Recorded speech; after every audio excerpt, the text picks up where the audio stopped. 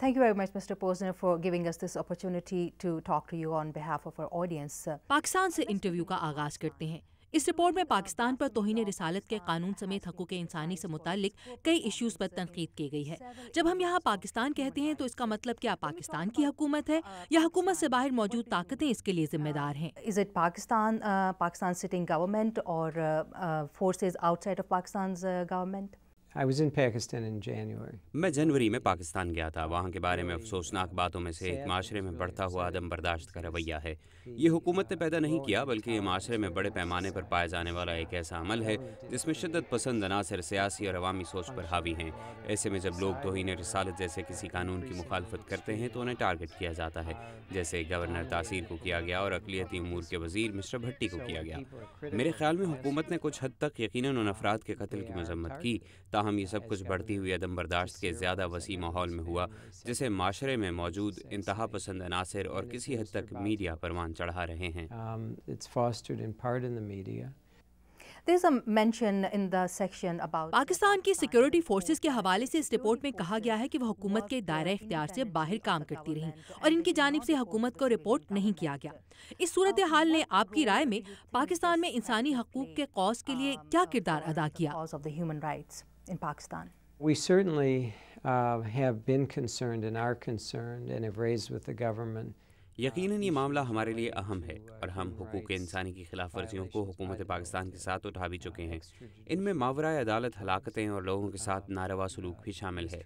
تاہم کسی بھی طرح یہ ایسا معاملہ نہیں جو پاکستان میں ہی ہوتا ہے، لیکن کافی عرصے سے اس قسم کی حقوق انسانی کی خلاف ورزیوں کا ایک پیٹرن بن چکا ہے جو خاصا پریشان کن ہے۔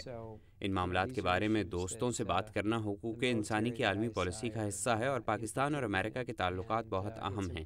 ہم دہشت گردی کے خلاف جنگ میں پاکستان کی حکومت پر بہت زیادہ انحصار کر رہے ہیں، لیکن یہ بھی اہم ہے کہ قانون کا دامن ہاتھ سے نہ چھوڑا جائے۔ We're relying on the Pakistani government to help us. There's a certain impression ایک عام رائے یہ بھی ہے کہ امریکہ ان ممالک کی حقوق انسانی کی خلاف ورزیوں سے صرف نظر کرتا ہے جو یا تو اس کے اتحادی ہیں یا اس کے مفادات کے لیے کام کرتے ہیں۔ اس رائے کے حق میں مصر اور اسرائیل جیسے ممالک کی مثالیں دی جاتی ہیں۔ آپ کا اس پر کیا رد عمل ہے؟ you have your reaction over this. We hold everybody to the same standard.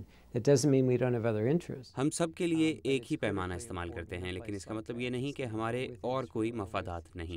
تاہم انتہائی ضروری چیز پاکستان، اسرائیل، چین، میکسیکو جیسے ممالک کی حکومتوں کے ساتھ حقوق انسانی کی خلاف ورزیوں کے معاملے کو اٹھانا ہے۔ یہ خود امریکہ کی اپنی ساکھ کے حق میں ہے کہ ہم ان معاملات کو مستقل مزاجی سے پوری دنیا میں اٹھائیں، لیکن اس کا مطلب یہ نہیں کہ ہم ضروری جگہوں پر اپنے مفادات کی خاطر اس میں توازن پیدا نہ کریں یا ضروری فیصلے نہ کریں۔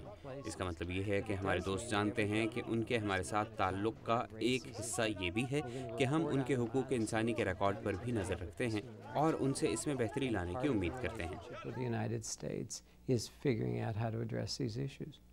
دنیا بھر میں انسانی حقوق کی حفاظت کے مقصد کے حصول کے پس منظر میں یہ بتائیے کہ امریکی محکمہ خارجہ کی یہ سالانہ رپورٹ مختلف ممالک میں حقوق انسانی کی صورتحال کا جائزہ پیش کرنے کے علاوہ کیا کردار ادا کرتی ہے؟ The world.